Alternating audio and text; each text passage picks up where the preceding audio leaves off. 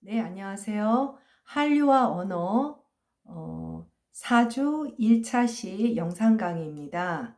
네, 오늘은 지난 시간에 이어서 90년대의 그 대중문화의 속성에 대해서 함께 알아보도록 하겠어요. 이거는 지난번 세 번째 PPT, 세 번째 PPT 자료의 16쪽의 자료를 함께 보도록 하죠. 지난 시간에서 대중문화의 전반적인 속성, 그래서 이제 뭐 향락문화, 또 뭐 저항문화 그런 어떤 여러 가지 속성들, 그리고 대비되는 개념들을 살펴보았는데 90년대가 되면서 대중문화는 굉장히 특히 한국의 대중문화는 다른 격변기를 이제 맞이하게 됩니다. 우리가 앞에서 한류를 정의할 때 이제 90년대 후반이었죠. 97년 정도에 최초의 그 한류 문화의 시기를 잡는 그 시점도 90년대 후반입니다. 그래서 우리나라의 어떤 그 대중문화가 지금처럼 화려하게 꼽히는 그 시점이 바로 90년대라고 할 수 있죠. 그렇다면 이 90년대가 왜 한국 대중문화에서 그렇게 중요한 기점이 되느냐 하면 문화산업 구조가 크게 변화하게 됩니다. 그래서 이제 이러한 그 변화를 겪게 되는 그런 배경들을 조금 살펴보도록 할게요. 그래서 PPT에 보면 1987년 여러분도 이제 역사 시간에 배웠던 6월 시민항쟁 이후 한국 사회가 이제 급속한 민주화로 여러 가지 이제 말하자면 대중문화의 어떤 미디어에 대한 어떤 정치적 검열이 이제 약화되기에 이릅니다. 그러니까 상대적으로 검열이 약화된다는 것은 소재라든지 방법이라든지 이런 것들에 대한 자유가 많이 주어지게 되고, 자유라고 하는 것은 창조적인 어떤 창의성을 발휘할 수 있는 많은 기회들이 생기게 되잖아요. 거기다 더불어 이제 88년 올림픽을 거치면서 어떤 그 경제력이, 한국의 경제력이 또 한 번 한 단계 올라가게 되다 보니까 그런 검열의 약화로 인한 어떤 콘텐츠의 확장과 창의성, 그리고 시장과 자본의 확대, 그리고 또한 여러분들이 잘 알고 있는 컴퓨터나 또 인터넷 등과 같은 미디어의 속성 자체가 변화하는, 그래서 정보통신기술이 급속한 발전, 즉 정보화 사회로 진입을 하게 되면서, 정보사회로 진입을 하게 되면서 미디어, 즉 간단히 말해서 텔레비전이라든지 신문이라든지 하는 어떤 올드한 미디어가 아닌 뉴 미디어 혁명의 시대를 맞이하게 됩니다. 그러니까 전혀 다른 세상, 경계를 뛰어넘는 세상이 시작하는 거죠. 그래서 이러한 어떤 그 뉴미디어 혁명이 오게 되면서 대중문화의 생산 유통이 아주 다른 측면에서의 확산 일로를 걷게 됩니다.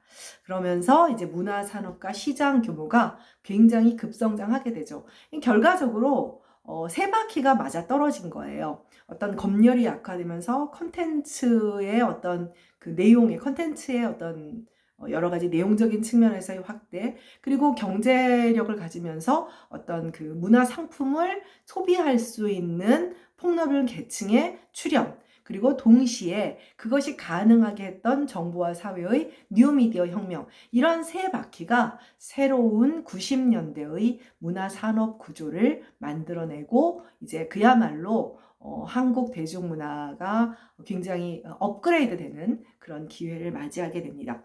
자, 여기서 이제 중요한 그런 어떤 문화를 소비하는 계층이 등장하게 되는데 바로 10대 청소년들이에요.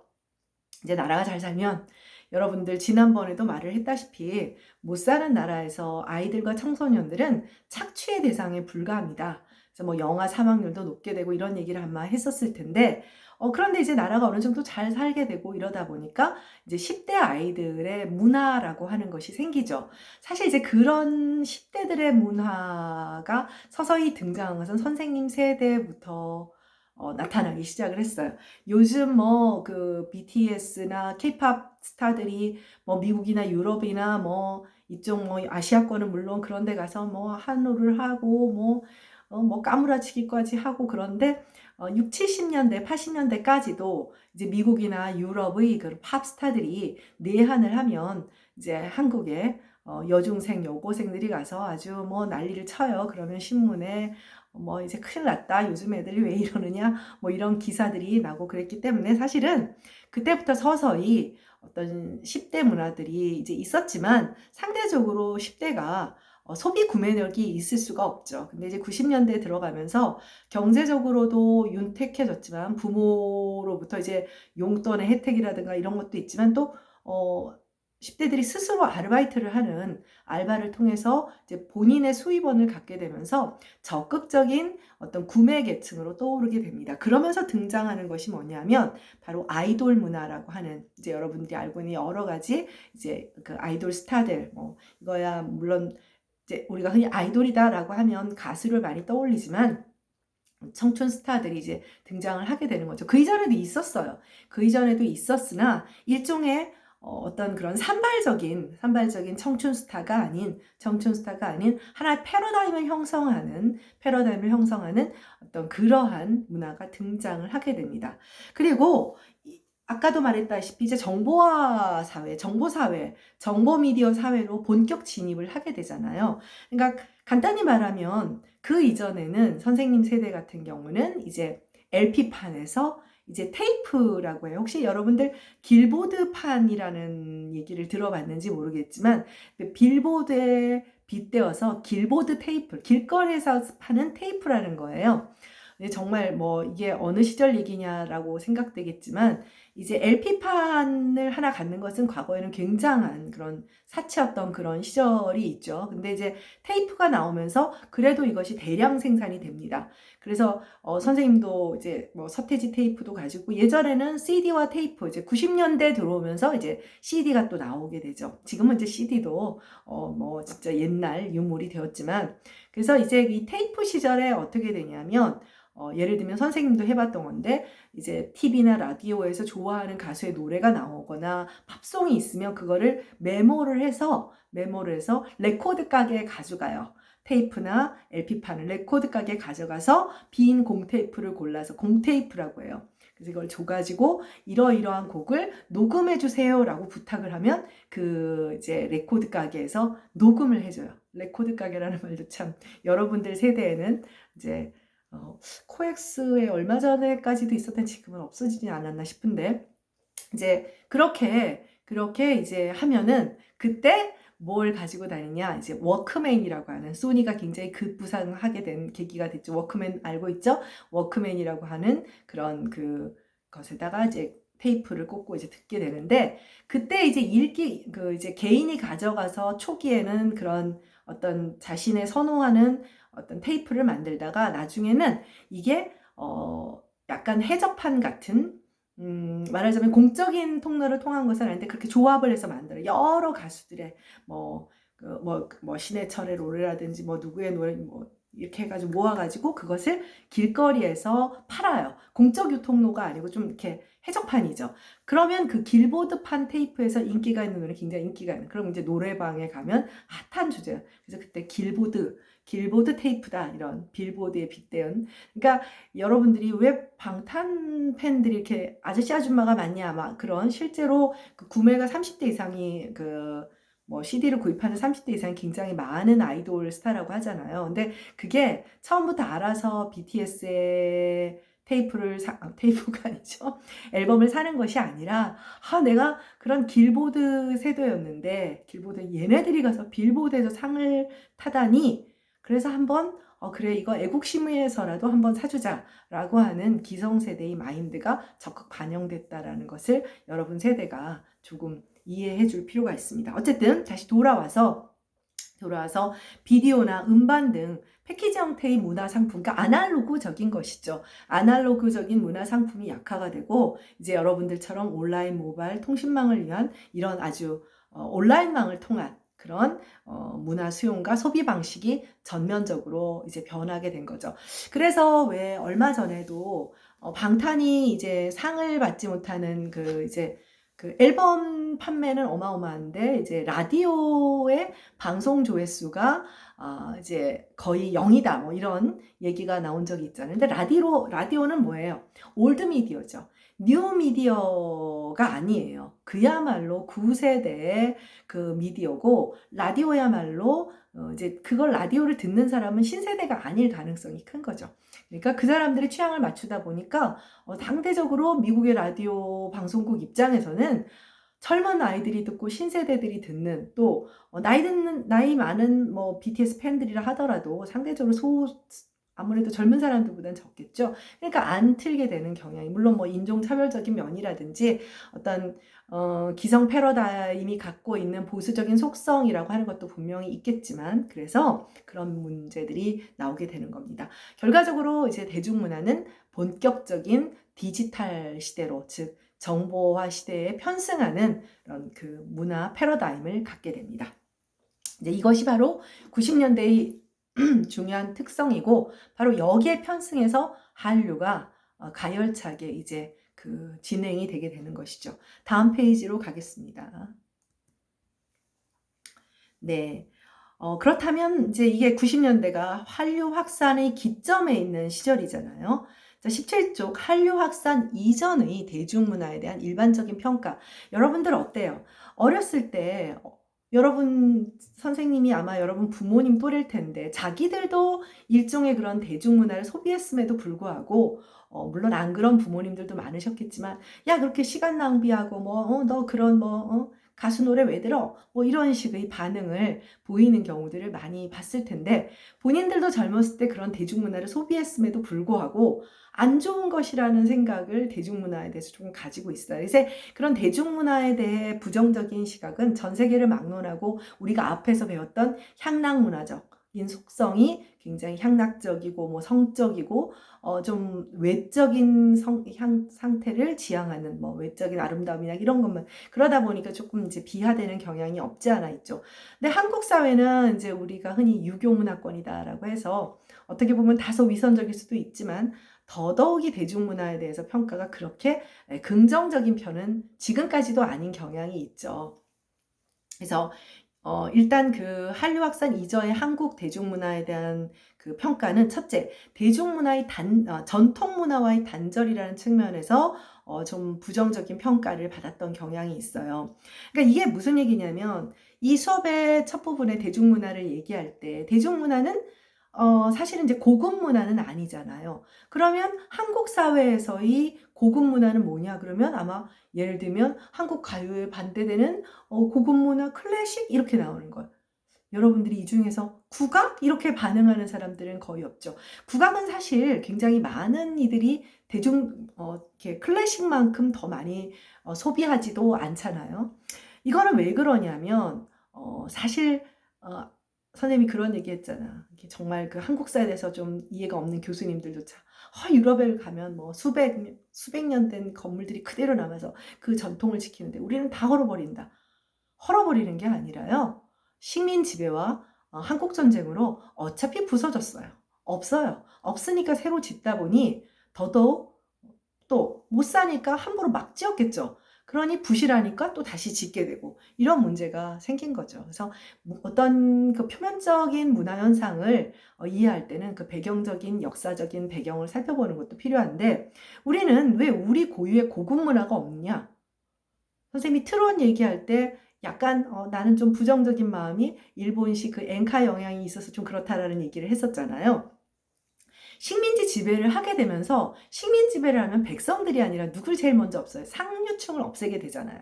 상류층을 없애게 되니까 그들이 향유했던 조선시대 양반들의 문화라고 하는 것은 생각보다 훨씬 더 그 당시에도 대중적이지 않다 보니까, 뭐 시조창이나 이런 거 여러분들 뭐 잘 모르잖아요. 그러니까 사라지게 되고, 뭐 아학연주 뭐 흔하지 않겠죠. 백성들도 쉽게 접하지 못하는. 그래서 식민지 지배로 기존의 문화들, 뭐 조선시대의 고급 문화가 되었건, 아니면 뭐 백성들의 그런 어떤 대중문화 뭐가 되었건, 기본적으로 단절이 됩니다. 그리고 관제적인 일본 문화의 영향을 받게 돼요. 지난번에 월화의 맹서 같은 그런 관제 영화, 관제 영화. 그래서 그것이 이러한 식민지 지배의 그 어떤 관제적인 일본 문화의 영향을 나중에 군부 정권의 독재 정부에서 문화 지배를 하는 어떤 그 관제 문화에서 그 양상이 그대로 드러난다는 얘기를 지난 시간에 했었죠. 그 다음에 해방 후 미 군정 통치와 한국 전쟁으로 인한 서구 의존적인 문화 구조가 아주 체계적으로 그야말로 맹목적인 서구 문화에 대한 어떤 그런 열광을 갖는 그런 세대들이 또 등장을 하게 됩니다. 뭐 헐리우드 키드 뭐 이런 얘기도 했었잖아요. 자, 그래서 현대 한국 대중문화에 대한 이런 배경에서 현대 한국 대중문화가 등장을 하게 됐는데 일단 전반적으로 부정적이에요. 자생적 문화가 아닌 외래 문화의 직수입에 근거한 문화다. 그러니까 뭔가 이렇게 주관이 없고 주체성이 없는 문화라는 평가가 되는 거죠. 그 다음에 전통적 가치관과의 충돌로 그로 인해서 이제 경시를 받게 돼요. 뭐 예를 들면 뭐 할리우드 영화 막 좋아하면 저 키스 신나고 저런 미풍양속을 저해하는 뭐 팝스타가 와서 뭐 예를 들면 퀸이 와서 뭐 노래를 부르면 남자가 왜 저러고 있느냐 뭐 이런 식으로 해서 저건 다 미풍양속을 저해하는 뭐 애들은 보면 안 되는 이런 방식으로 이해를 하고 그 다음에 지금 오늘날 이제 조금 이제 오늘날이라기보다 이제 90년대까지를 보게 되면 대중문화의 생산과 전달 기술은 이제 90년대에 이르러서 어느 정도 선진국 수준에 도달해요. 뭐 서구에서 CD를 만들면 우리도 CD를 만들고 테이블 만들면 테이블 만들고 워크맨을 만들면 워크맨을 만들고 이렇게 되는데 문화상품의 90년대까지만 하더라도 문화상품의 형식과 내용은 외국 문화의 직수입이거나 모방 차원이었어요. 지금 여러분들 뭐 이제 복면가왕 같은 게 뭐 유럽이나 미국으로 다 그 포맷이 그것도 한류라고 볼 수 있죠. 그러니까 어떤 우리가 원래 가지고 있는 컨텐츠가 직접 그들에게 환호를 받기도 하지만 우리의 이제 그것은 주로 이제 어떤 뭐 오락 프로라든지 어떤 프로그램 같은 것이겠죠. 그 프로그램이 이제 포맷이 이제 수출이 되는 그런 한류죠. 이것도 굉장히 지적 수출인 거예요. 사실은 이거는 또 다른 측면에서의 굉장히 고급스러운 그런 그 지적인 한류의 한 측면이라고 할 수 있죠. 근데 그런 반대로 우리는 어땠느냐? 90년대까지만 하더라도 일본의 개그 프로 다 그대로 수입을 하고 미국 프로 다 그대로 수입하고 그 포맷 그대로 쓰는. 지금은 어떻습니까? 뭐 런닝맨이라든지 런닝맨도 뭐 굉장히 이제 뭐 한류 상품 중에 하나로 우리가 평가를 받고 있잖아요. 우리 수업에서는 이제 그 범위를 이렇게 확대하기가 굉장히 어려워서 이제 거기까지 못 나가고 있습니다만은 그래서 그런데 사실 이제 90년대까지만 하더라도 이러한 차원에서 콘텐츠의 부족함에 대한 지적을 굉장히 많이 받았죠. 그러니까 여러분들이 보다시피 한류 얘기가 나오기 이전까지 한국 대중문화는 저질문화, 간단히 말하면 저질문화, 뭐 애들이나 교육 수준이 낮은 사람들이나 즐기는 문화 정도로 평가를 받았고 사실 이러한 평가를 받는 데는 군부 독재 시절의 방화, 앞에서 말했던 방화라든지 그런 것에 영향도 있다고 할 수가 있습니다. 네, 다음 페이지로 가도록 할게요. 네, 18쪽. 이제 얘기가 조금 바뀌게 됩니다. 얘기가 좀 바뀌어서 이제 그 4주차 PPT와 좀 연결이 되는 이게 뒤에 좀 더 많이 만들었어야 되는데 이것은 4주차 PPT와 이제 우리가 지금 곧 이야기하게 될 그런 것들과 연결이 되는데 대중문화의 어떤 그 세 가지 층위가 있어요. 사실 뭐 굉장히 어렵게 얘기를 했지만 생산, 그 다음에 그 중간 단계인 콘텐츠 자체, 그리고 생산자와 콘텐츠 자체와 그 다음에 이제 이 소비자의 이 세 가지 단계예요. 그러니까 우리가 예를 들면 기생충이라고 하는 영화를 만드는 그런 생산 과정이 있잖아요. 그럼 그 생산 과정을 생산을 통해서 생산자들이 만들면 그 안에는 내용이 있고 콘텐츠가 있죠. 근데 이 콘텐츠는 그 콘텐츠 자체도 있지만 콘텐츠가 실리는 미디어도 있어요. 네, 미디어도 있죠. 여기는 지금 이거는 이제 선생님이 이제 뭐 다른 책에서 이제 뭐 나의 견해가 아니지만 다른 책에서 이제 인용을 한 것인데 미디어도 들어있다는 것을 기억을 할 필요가 있어요. 좀 메모를 해주고 그리고 마지막이 이제 소비의 과정이에요. 이거는 조금씩 다른 학자들마다 다른 식으로 규정할 수는 있지만 누가 생각하더라도 이거 결국은 뭐냐? 문화 상품이거든요. 상품이에요.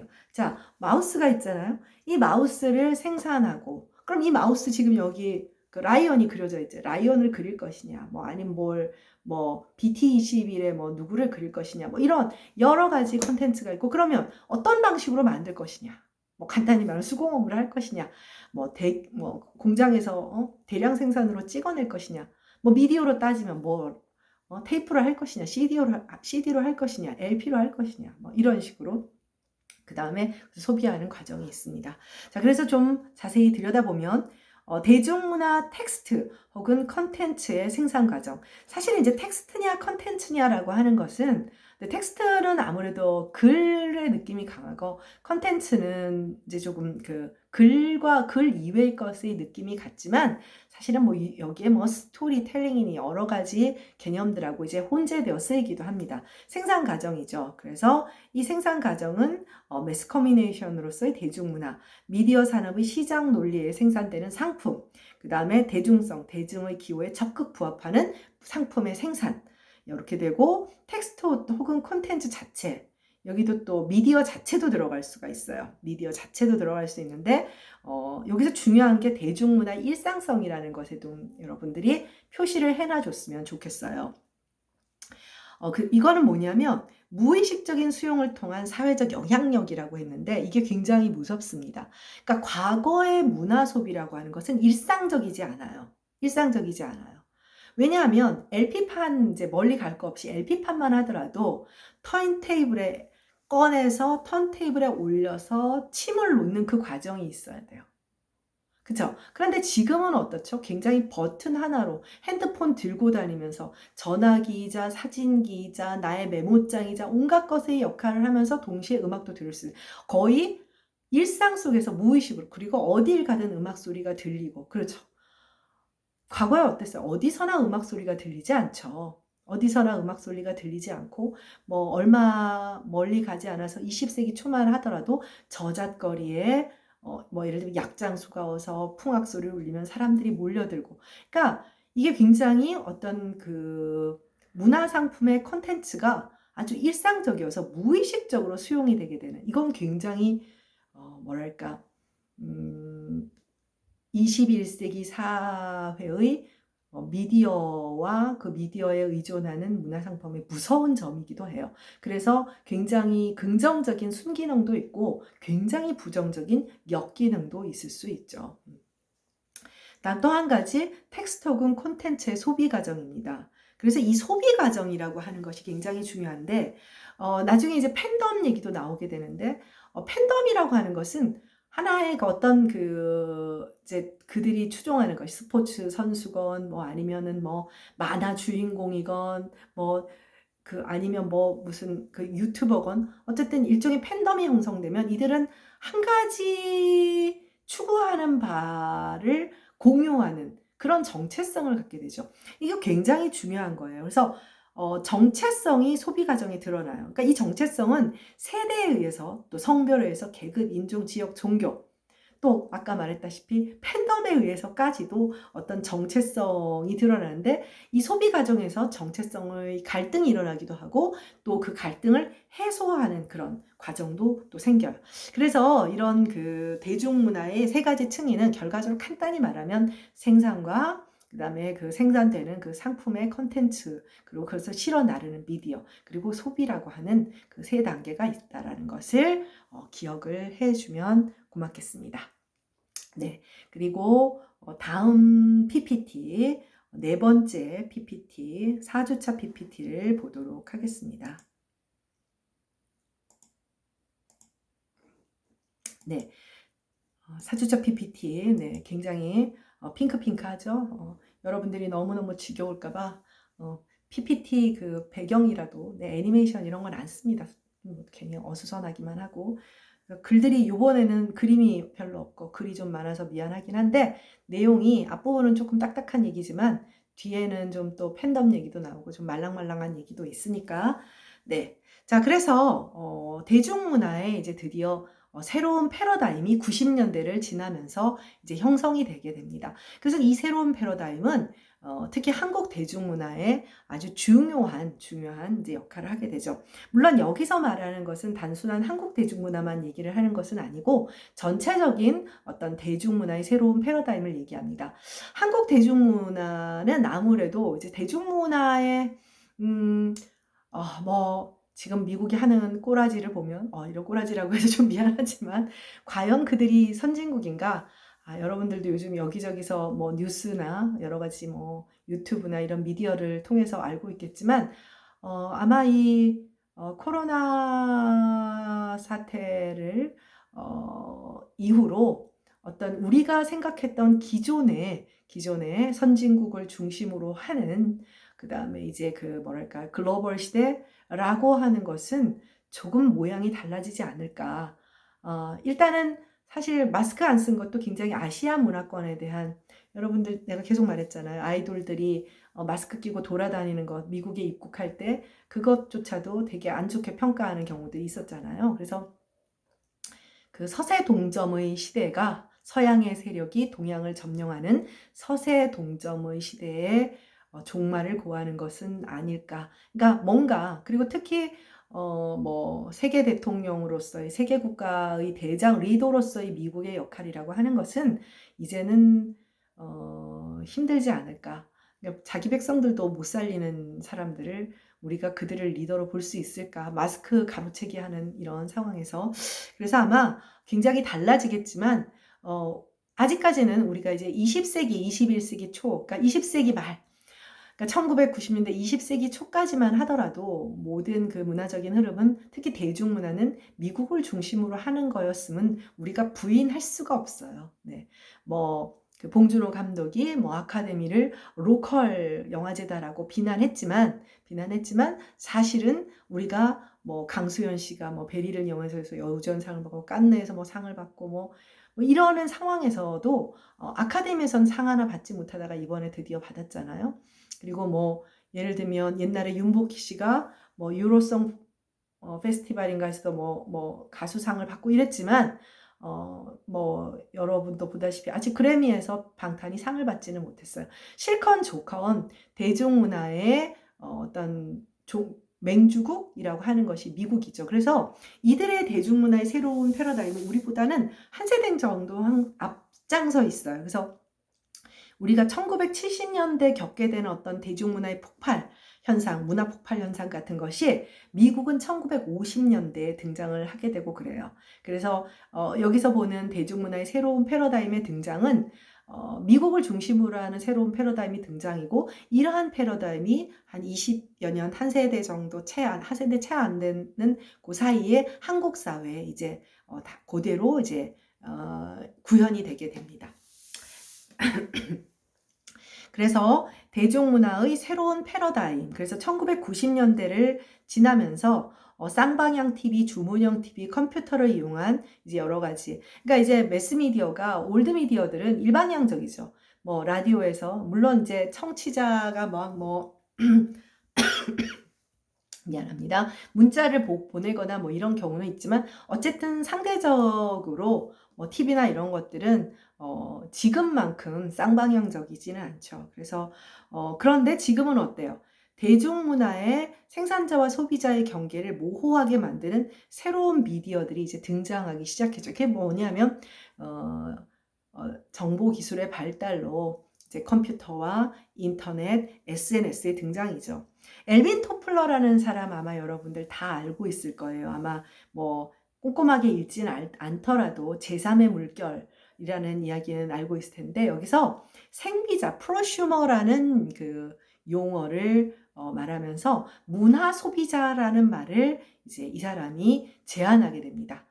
제안하게 되는데 그 정보 사회의 그 멀티미디어 환경, 이제 매체와 장르 구분의 해체. 그러니까 이걸 미디어죠, 매체는. 그다음에 생산자와 소비자 구분의 해체. 탈분화 문화라는 거예요. 그러니까 과거에는 각자의 역할이 굉장히 분명해요. 생산자면 생산자, 소비자면 소비자. 그쵸? 그다음에 예를 들면 미디어면 미디어. 그다음에 그 미디어를 수용하는 수용자면 수용자. 이렇게 되게 구별이 되어 있는 거예요. 마치 신분이나 계급이 있는 것처럼. 그런데 새로운 이제 올드 미디어에서부터 이제 뉴 미디어로 정보 사회로 진행을 하게 되면서 탈분화 문화, 분화를 벗어나는, 그러니까 융합하고는 다르게 경계를 넘어서 이 경계를 넘어선다라고 하는 것은 이제 굉장히 중요한데, 우리가 이제 나중에 어떤 그 지금 한참 한류 문화와 관련된 여러 가지 얘기를 해보면 한류가 경계를 넘어서는 것이에요. 그러니까 언어를 넘어선다는 것. 네, 그건 이제 나중에 우리 그 수업의 본질적인 결론이기 때문에 이제 좀 더 이런 기본적인 이론적인 이야기들이 갖추어지고 나중에 같이 살펴보도록 하죠. 네, 네, 문화 소비자. 네, 요거는 조금 더 이론적인 얘기고 뒷 페이지의 얘기와 연결이 되니까 다음 차시에 함께 살펴보도록 하겠습니다. 다음 차시에서 만나도록 해요.